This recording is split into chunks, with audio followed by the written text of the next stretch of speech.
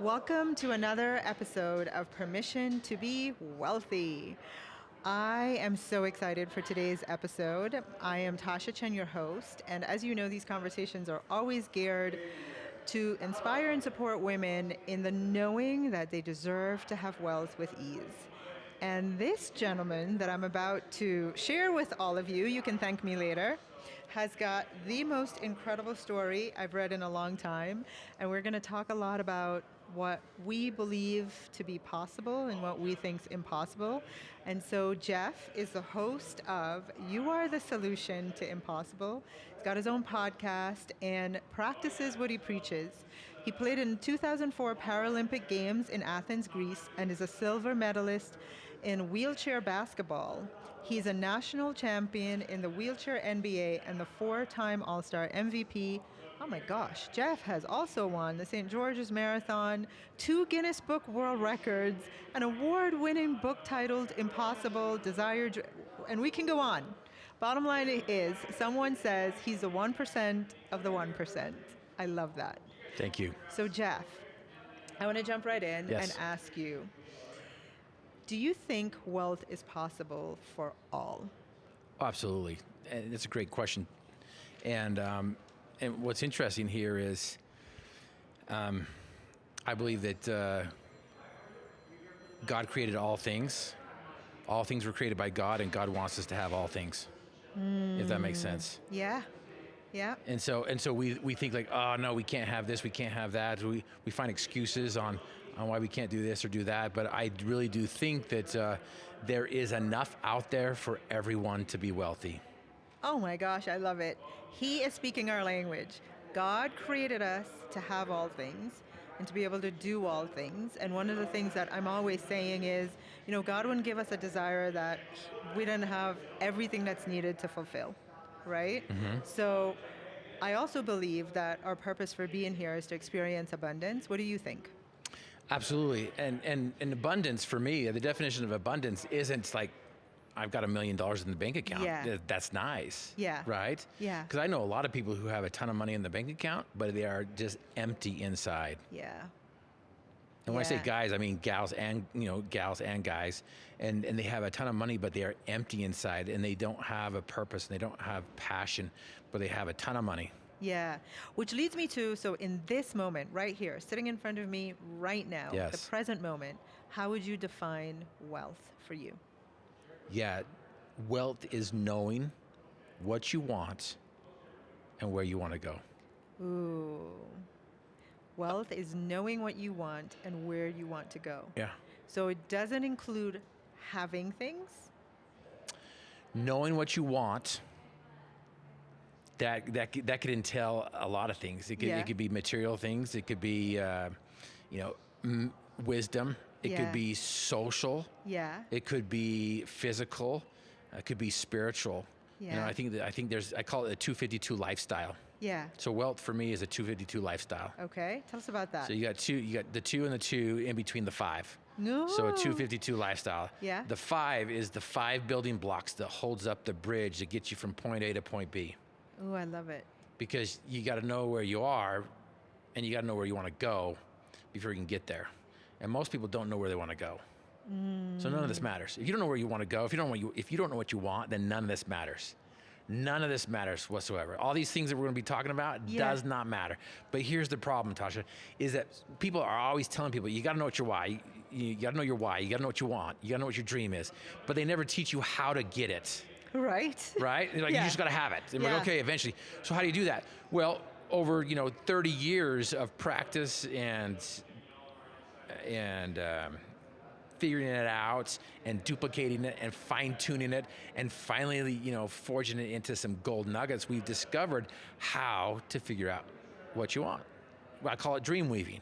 Ooh, I love it. In less than 10 minutes, we can teach you what your dream is, what your purpose is, what your passion is, where you want to go. Yeah. It doesn't always take 10 minutes. A lot of times what we do is we start unpacking it, and then it becomes like, oh my goodness, we got to spend 10 hours on just that simple question. Yeah. What's your dream? What is it that you want? Yeah. But the unfortunate sadness for me is most people don't know what they want, but the majority of us know what we don't want. Ooh. And then where our focus goes, our energy flows. And so if we're always talking about what we don't want, we're going to end up getting what we don't want. And so wealth to me is knowing what you want and where you're going. Oh my gosh. I have to say that I have never heard in all of my interviews and even in my own journey, I've never heard that definition, and my mind is going crazy right now. I'm having to slow it down because I want to ask so many other questions around that. But I know that to be true. When you are clear on what you want, I always say it's like awareness is 80 to 90% of the solution, right? So it's like just by knowing, just by being clear about where you want to go and the desire that you want to achieve or experience or have of wealth, it is in and of itself the definition of wealth, because you almost can, you literally already have it, right? By knowing what it is that you want, you also have within it, it's like the Napoleon Hill quote that says, every seed has the equivalent of everything that's needed for it to be fully materialized, right? So just knowing what you want, whether it's in wealth or health or relationships, is also part of the definition of wealth. Okay, my mind is blown. So can I finish the 252? Yeah. Go for it. So part of wealth is a 252 lifestyle. So you got the two bookends, and you got the 5 building blocks that holds up the bridge that gets you from point A to point B. And there's so many people, I don't know if this has ever happened to you before, like people are like, listen, I know how to get to point B. I know how to get, X, Y, and Z. Yeah. But you got to buy A, B, and C. Yeah. And so you're like, okay, well, I want X, Y, and Z, so I'm going to purchase A, B, and C, but you end up with PDQ. Yeah. Have you ever experienced that before? You're like, chicken sandwich I get from PDQ. I wanted Chick-fil-A, but I ended up with PDQ. There you go. That's pretty funny. And so you're like, okay, what's happening here? So I'm not going to buy anything else. I'm not going to do anything else because that was wrong. Yeah. And so a lot of people are like, well, the way to get from point E to point B to bridge that gap is to create goals. Yeah. And then they build the bridge, but they have nothing to support that bridge. And so the bridge collapses before they can cross that gap. Yeah. Before they can cross the divide. And so the 252, the 5 building blocks is the arch that holds up that bridge that you're going to create to get across that gap. But you first have to have this arch in place. And so there's 5 building blocks that hold it up. And then, of course, you've got the two areas on both sides, and that's 4 areas of your life, because we get overwhelmed. We try to complicate things, and it's all about simplifying it. Trying to find the simplicity on the far side of complexity. How can I simplify my life? And so I believe there's 4 areas in our life that if we just focus on those 4 areas, we're going to have a well-aligned life. And then that's where wealth comes from, is going back to knowing what you want. Yeah. And knowing where you're going. Yeah. And of course, how to get there. All right. I love it. We've come full circle. One of the things that I found so, it's easy to be impressed by others, like, wow, you've achieved so much, like you've created this incredible life for yourself. And that is true. I did feel that way as I read all these incredible accolades about you. And the thing that I personally find the most valuable when I talk to another human being is that moment where you understand your power. That moment where you truly come to the knowing of who you are, what you're capable of, the power that you have, and how that happened for you, but also how it gave you the knowledge about what's possible and impossible and how people perceive that. Yeah, I love that. And Tasha, can I ask you, what's your superpower? Dreaming.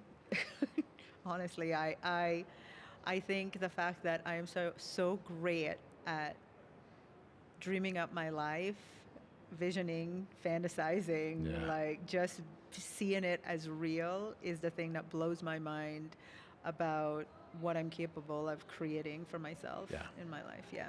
And I can see that in your eyes, because I believe every single one of us has the ability to achieve our dreams and desires. Yeah. We come from infinite intelligence. Yeah. We have DNA of deity. And do we really believe that? We have DNA of deity. Of deity. Okay. Yeah. Oh, wow. Do we? Here's the thing, Jeff. This is like your turn getting me into like passionate conversation now.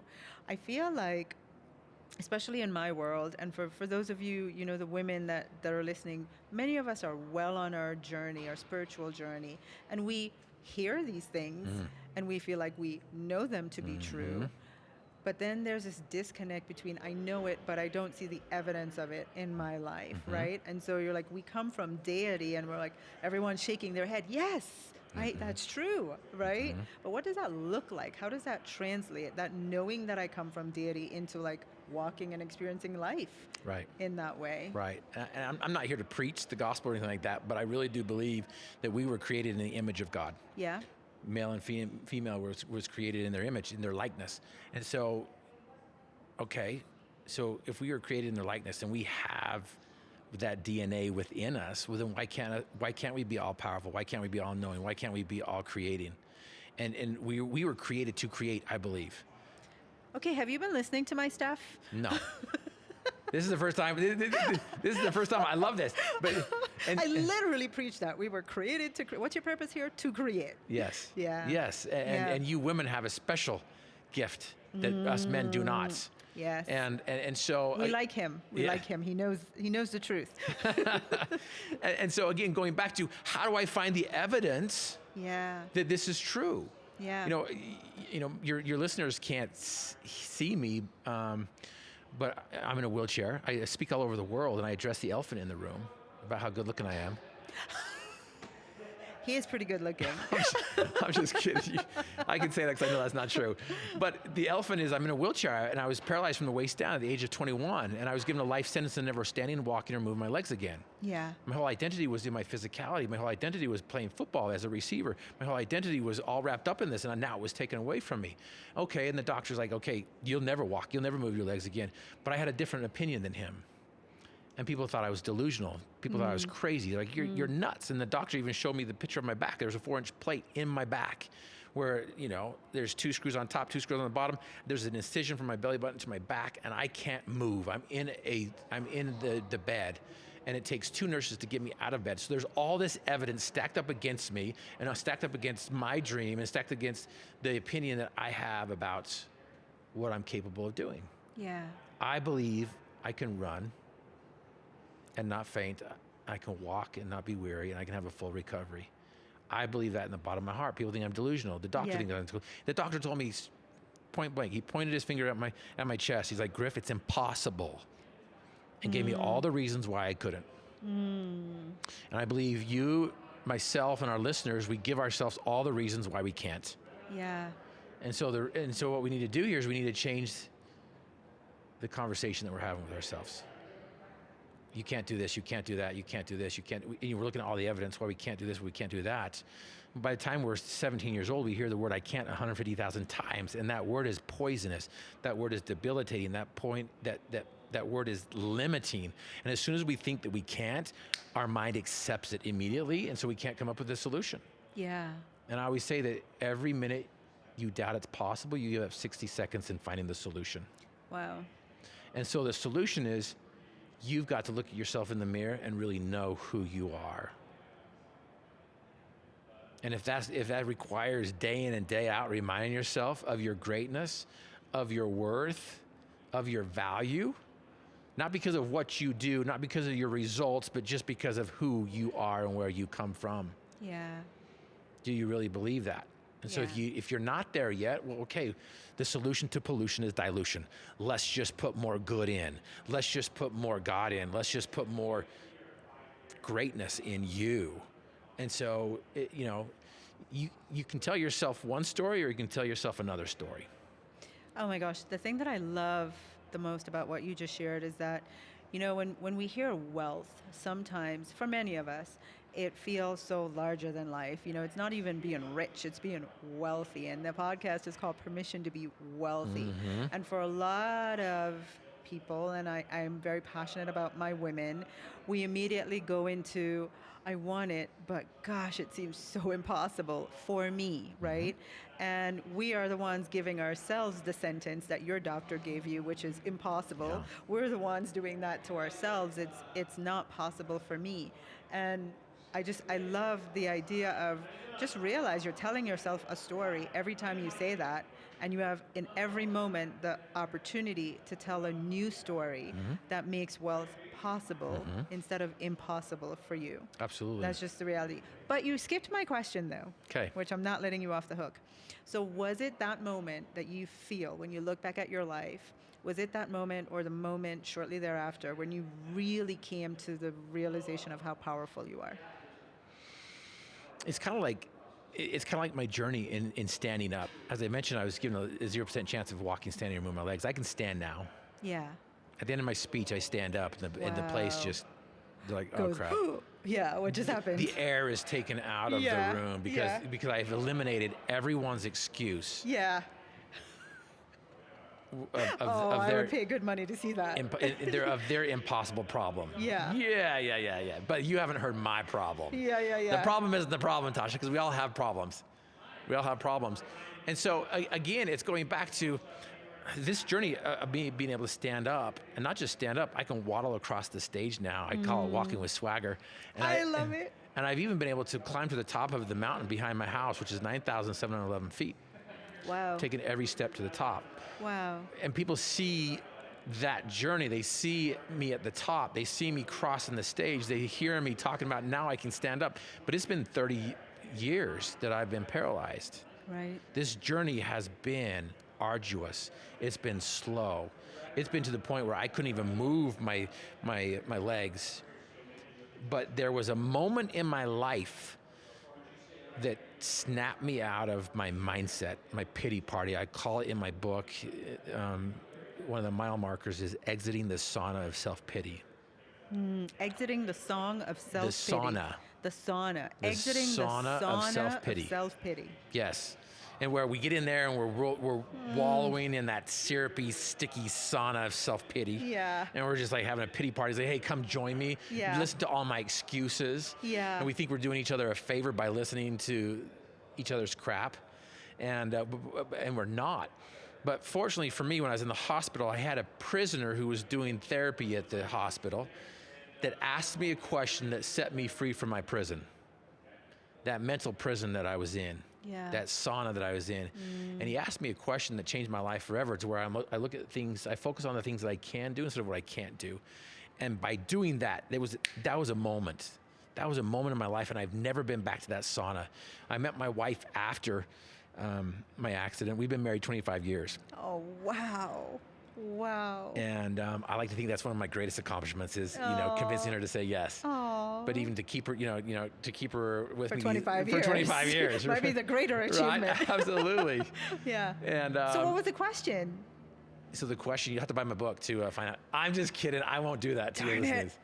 I was going to buy the book anyway. Yeah, and your listeners can go to my website and get it if they want to, and we'll give them some love. Yeah, why don't you do that? Share right now, because I'm sure sure if you go to griffinmotivation.com and grab my book, if you buy both books, shipping's free. But because of your listeners, oh wow, I'm going to send a little love out to them. Oh wow. If they'll put the coupon code LOVE, okay, LOVE, 50% off. Wow. So like buy one, get one free shipping. Boom, you get 2 books for the price of one, and it's going to teach you the 3 Ds that lie at the foundation of every problem out there, I believe. And so you're also going to get the additional possibility principle that comes with it. That's the footings of the foundation. People pay me thousands of dollars to come teach them this. I'm going to include that and give it to your listeners. Wow. And so. That's very generous. So if you're sitting there and you're in the sauna of self-pity right now, right? Time to get Griff's book, Griffin. It's griffinmotivation.com. And if you put the coupon code LOVE, get 50% off plus free shipping. All right, we're golden. We got it. We got it, right? We got it. Yes. All right, so we'll find the question there. So, But I'll tell you the answer. Do you want to know what the question is? Yeah. Yes. I'll tell you the question. You don't have to buy my book to get the question. Like, the question that was asked to me from the prisoner that set me free from my prison was, "Why are you crying, dude?" What did he say? "Why are you crying, dude?" Why are you crying? In his slurred speech, he was working out at the prison, had an aneurysm in his brain, paralyzed on the right side of his body, couldn't speak. And the question that he asked me was, "Why are you crying, dude?" And that snapped me out of my pity party and caused me to look at things that I focused on what I could do instead of what I couldn't do. And what I could do is I could go down to the front of the hospital, envision myself doing leg exercises, leg extensions, leg squats, leg curls, even seeing myself walking down the road. And some of the heaviest lifting I've ever done in my life is between my ears. Oh, wow. Some of the heaviest lifting I've ever done in my life is in between my ears. Wow. And so are we willing and ready to take those steps that will change our present to improve our future in spite of our past, in spite of the setbacks, in spite of the problems, in spite of the past programming that we've been telling ourselves before. And so, you know, there's some beautiful things that some simple steps that we could share, but I'm sure we're running out of time here. But there are some simple steps that we could share that could really help your listeners get out of their own chair, because I may be physically paralyzed, but I believe most of us are paralyzed from the demons of doubt, fear, and complacency.